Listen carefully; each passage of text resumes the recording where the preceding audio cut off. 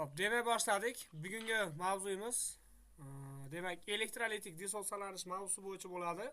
Demak, sizlar bilan bir qator tanishib olamiz elektrolit haqida. Elektrolit nima? Asosan eritmasi yoki suyuqlanmasi to'k o'tkazadigan moddalar elektrolitlar deb ataladi. Hop, asosan bunday moddalar, ya'ni suv elektr tokini o'tkazishiga ko'ra elektrolitlar ikki turga bo'linadi. Hop, bularni turlarga bo'lib o'rganamiz. Dastavaslar bilan ikki turga bo'lib o'rganamiz mana shu elektrolitlarni. Qanday turda desa, bular elektrolit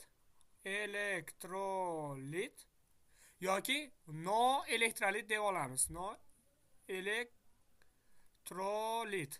Demak, elektrolit noelektrolitga bo'lib o'rganamiz. Demak, elektrolitlar nima? Asosan elektr tokini o'tkazadigan moddalarimizga biz elektrolitlar deb ataymiz. Noelektrolitlarga elektr tokini o'tkazmaydigan yoki qisman bo'lsa-da, endi ma'lum miqdorda o'tkazadiganlarga noelektrolitlar deymiz. Xo'p, elektrolitlarga qanday moddalarni olishimiz mumkin? Bularni dastavval tushuncha berib o'tib ketadigan bo'lsam, elektrolitlarga asosan bilamizki, elektrolitik dissolsalanishda anorganik moddalar 4 ta sinf bor: oksid, kislota, tuz, asoslar. Oksidlar suvda bularda dissolsalanmaydi. Nimaga? Ular o'zi suvda erib asoslarni hosil qilgani uchun. Bu bir. Endi demak gaplashamiz, bizda qolyapti asos, ya'ni ishqorlar deymiz. Ishqorlar, suvda eriydiganlari. Xo'p, keyingisi kislotalar, kislota va tuzlar. Tuzlar deymiz. Endi elektrolitlarda birinchi asos ishqorlari bilan gaplashadigan bo'lsak, asosan elektrolit deb qaysilarni aytamiz asoslarni desa, asosan suvda eriydigan asoslarni aytamiz. Davriy sistemada birinchi, ikkinchi guruh asosiy guruh elementlarini, metallari, mana birinchi, ikkinchi guruh asosiy guruh metallarni, gidroksidlari asoslari suvda eriydi. Faqat istisno holatda beriliy va magniy elementi bu suvda erimaydi. Shuni esda tutish kerak. Qolgan, misol uchun, litiy, natriy, kaliy, rubidiy, seziy, ikkinchi guruh elementlaridan kalsiy, misol uchun rubidiy kabi oladigan bo'lsak, bular suvda eriydi deb olamiz. Bu esda qolsin. Endi kislotalardan asosan kuchli kislotalar, bularni elektrolit qilib misol keltirsak bo'ladi. Misol uchun kuchli kislotalardan nitrat kislota, sulfat kislota, H2SO4, nitrat sulfat, permanganat, permanganat kislota HMnO4, manganat kislota H2MnO4. Yoki-da misol uchun dixromat H2 xrom 2 O7 bu dixromat kislota, xromat kislota H2 xrom O4 deb ataladi. Asosan 9 ta kislotamiz bor. Bularning ichida misol uchun eng ko'p keladiganlari mana shular. Bundan tashqari xlorat kislota deymiz, H-xlor O3 va perxlorat kislota deymiz, H-xlor O4. Mana shularning kislotalarda misol uchun elektrolit deb olsak bo'ladi. Tuzlardan misol uchun eng ko'p keladi osh tuzi, natriy xlor. Elektrolit hisoblanadi, ya'ni elektr tokini o'tkazadi. Buni bilamiz. Endi noelektrolitlarda mana shularning teskarisi, mana shularning minus tomoni, bularni plus tomon deb oladigan bo'lsa, mana shularni minus tomoni biz noelektrolitlar deymiz. Ya'ni elektr tokini o'tkazishiga ko'ra. Nafaqat misol uchun natriy xlorid, endi ko'proq keladigan natriy xlorid bo'lgani uchun yozib qo'ydim. Bundan tashqari tuzlar ham bormi desa, albatta bor. Misol uchun olaylik, natriy sulfat tuzi. Natriy SO4 holatda yoziladi. Ko'proq yozib qo'y. Kaliy xlorid. Kaliy, ya'ni bu ham o'rta tuz. Yoki kalsiy nitrat. Kalsiy NO3 dan anilar bog'lar. Qarang. Asosi ham kuchli, kislota qoldig'i ham kuchli. Asosi ham kuchli, kislota qoldig'i ham kuchli. Asosi ham kuchli, kislota qoldig'i ham kuchli. Ya'ni buni gidroliz mavzusida tushuncha bo'lish kerak. Asosi ham kuchli, kislota qoldig'i ham kuchli bo'lgan o'rta tuzlarni olishimiz mumkin. Endi dissolsalanish tushunchasini birinchi bo'lib Arrhenius 1887-yil fanga kiritgan bo'ladi. Ya'ni elektrolitlarni suvda eriganda qanday jarayon sodir bo'lishini Arrhenius tushuntirib bergan. Arrheniusning 3 ta qoidasi bor.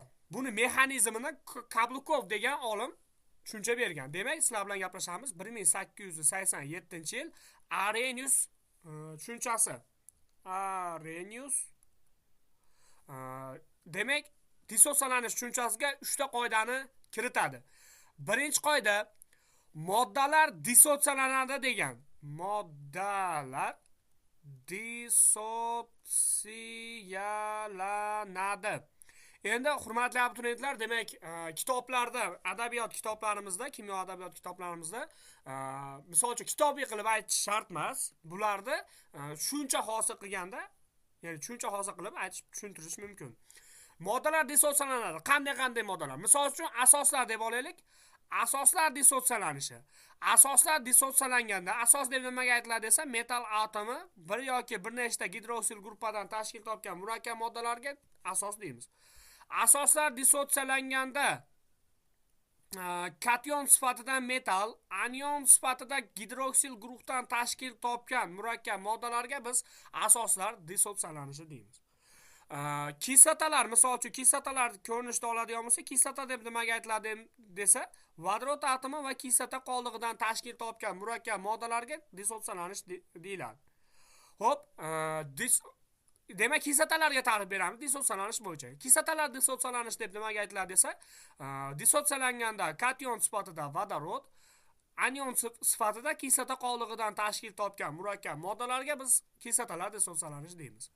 Yoki tuzlar holatda oladigan bo'lsak, tuzlar dissotsiyalanish deb nimaga aytiladi desa, dissotsiyalanganda kation sifatida metal, mana misol uchun metal atomi va kislota qoldig'idan tashkil topgan murakkab moddalarni biz tuzlar deb oladigan bo'lsak, tuzlar dissotsiyalanish deb nimaga aytiladi desa aytamiz, dissotsiyalanganda kation sifatida metal, anion sifatida kislota qoldig'idan tashkil topsa, bu tuzlar dissotsiyalanish deyiladi. Demak, Arrhenius bo'yicha, qonuni bo'yicha birinchi qonuni shu, ya'ni moddalar dissotsiyalanish haqida ta'rif berilgan. Endi ikkinchi ta'rifi, misol uchun ionlar, misol uchun suvga tushganda, misol uchun biron modda, misol elektrolit suvga tushganda ionlarga ajraladi degan ta'rifni bergan. Mana misol uchun biror bir elektrolitni olasiz, uni suvga tashlaysiz. Bilamizki, chilib ketgan ovoz chiqadi. Shunday tushganda, suvga tushganda chilib ketgan ovoz chiqadi. Ya'ni elektrolitlar suvga tushganda ya'ni ionlarga ajraladi degan ta'rifni bergan. Nima demoqchi? Misol uchun, mana bir tajriba sifatida olaylik. Mana misol uchun, mana buni akkumulyator deb tasavvur qilaylik. O'chirib turaman. Akkumulyator sifatida olaylik. Buni tajribada isbotlab bergan. Akkumulyator sifatida oladigan bo'lsak,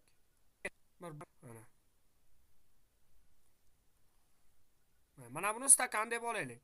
Ichiga osh tuz eritmasini, mana buni akkumulyator deb tasavvur qiladigan bo'lsak, mana akkumulyator deb tasavvur qiladigan bo'lsak, bunda ikkita elektrod ketadi. Bilamizki, ikkita elektrod akkumulyatordan chiqqan bo'ladi. Birinchisi musbat, ikkinchisi manfiy elektrodlar tushgan bo'ladi. Buni bilamiz. Hayotda ham ko'rishimiz mumkin. Misol uchun elektr simlarini mana shunday ko'rinishda ko'rishimiz ketgan bo'ladi. Biri katod, ikkinchisi anod. Ya'ni asosan katod ketgan bo'lsa va anod ketgan bo'lsa. Endi misol uchun anoddan keltiraylik plus, musbat. Mana manfiy kelyapti. Endi buni biz natriy xlor osh tuzini dissotsiyalaydigan bo'lsak, bilamizki, dissotsiyalanganda natriy kationi plus xlor anionni hosil qiladi. Mana plus minus holatda yozdim. Natijada plus minus olg'i tasir plus minus bo'lib turibdi, ko'rib turibsizki, plus minus har xil joyda bo'lib turibdi.